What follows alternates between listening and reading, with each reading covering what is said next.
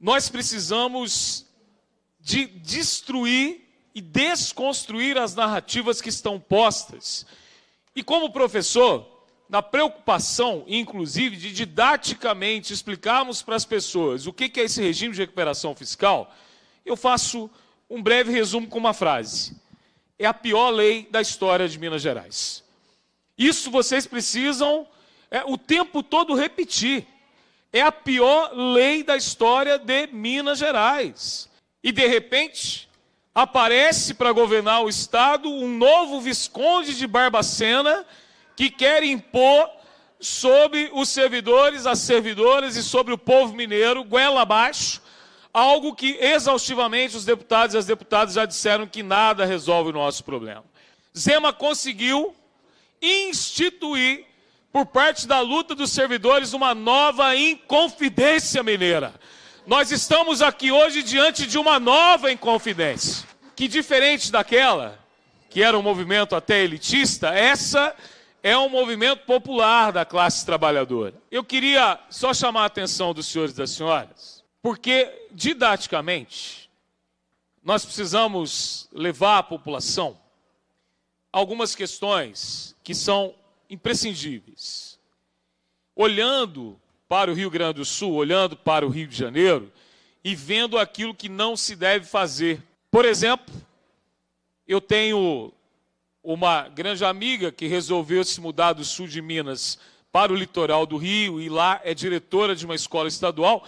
E aí, há exatamente 3 meses, ela não consegue contratar 3 professores de áreas importantes, porque ninguém quer ser professor no Rio de Janeiro para ganhar do que se ganha lá. Olha o que aconteceu com os hospitais terceirizados no Rio de Janeiro, entre os maiores escândalos de corrupção, quando essas organizações sociais entram e, como verdadeiras aves de rapina, solapam a nossa saúde. Mas existem amigos do Visconde de Araxá que querem assumir o controle da nossa saúde. Mas, além de nós vermos o sucateamento do serviço público e o sucateamento da situação do servidor, chamo a atenção de vocês para um detalhe extremamente importante. Esse regime não só destrói as carreiras, não só destrói o serviço público, ele destrói o Estado.